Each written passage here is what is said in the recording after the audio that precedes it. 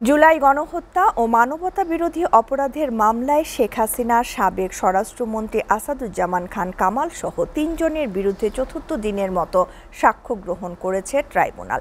সকালে আন্তর্জাতিক অপরাধ ট্রাইব্যুনাল ১-এর চেয়ারম্যান বিচারপতি গোলাম মর্তুজা মজুমদারের নেতৃত্বাধীন ট্রাইব্যুনালে এই সাক্ষ্য নেওয়া হয়। ট্রাইব্যুনালের প্রসিকিউটর মিজানুল ইসলাম জানান, আগামী অক্টোবরের মধ্যেই সাক্ষ্য গ্রহণ হতে পারে। এছাড়া রাজধানীর রামপুরা, মোহাম্মদপুর, আশুলিয়ায় হত্যাকাণ্ডের আরও ৩ মামলায় ১৫ জন আসামিকে ট্রাইব্যুনালে হাজির করা হয়। ফারহানা জামানের প্রতিবেদন। জুলাই আগস্টে মুহুর্মুহু গুলি চলে ছাত্র জনতার উপর, যার পেছনের মূল অভিযুক্ত সাবেক প্রধানমন্ত্রী শেখ হাসিনা। ট্রাইব্যুনালে চলছে সেই মামলার বিচার কার্যক্রম। একে একে চতুর্থ দিনের সাক্ষ্য গ্রহণ হয়েছে শেখ হাসিনার বিরুদ্ধে এই মামলায়, যেখানে সাক্ষ্য দিয়েছেন এখন পর্যন্ত ৯ জন। ট্রাইব্যুনালে হাজির করা হয় মামলার রাজসাক্ষী ও আসামি চৌধুরী আব্দুল্লাহ আল মামুনকে। এদিন সাক্ষী দেন সবজি ব্যবসায়ী আব্দুস সামাদ মিয়া, ব্যবসায়ী মিজান ও খুলনার হাজী মহসিন কলেজের ছাত্র নাজিম শিকদার।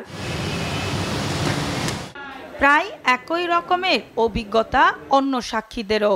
জুলাই আগস্টের মানবতা বিরোধী মামলায় শেখ হাসিনার বিরুদ্ধে এই মামলার সাক্ষ্য গ্রহণ শেষ হতে 2 মাস সময় লাগতে পারে বলে জানান প্রসিকিউটর মিজানুল ইসলাম।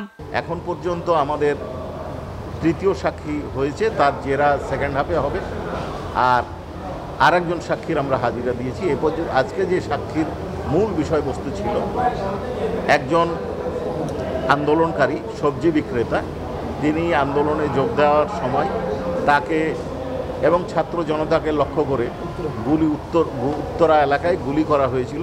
সেই গুলিটা উনি প্রদর্শন করেছেন। আশা করছি যে আমরা আগামী মাসের মধ্যে, না হলে পরবর্তী মাসের ফার্স্ট উইকে উপস্থাপন কমপ্লিট করতে পারব। বাকি 4 মামলার মধ্যে রামপুরা কার্নিশে ঝুলে থাকা ব্যক্তিকে গুলির মামলায় প্রসিকিউশনে 25 আগস্টের মধ্যে চূড়ান্ত প্রতিবেদন জমা দিতে নির্দেশ দেন ট্রাইব্যুনাল। বাকি আশুলিয়া, কোনাবাড়ি, যাত্রাবাড়ি, মোহাম্মদপুরের মামলায় 2 মাসের মধ্যে তদন্ত প্রতিবেদন জমা দেওয়ার নির্দেশ দেয় আদালত।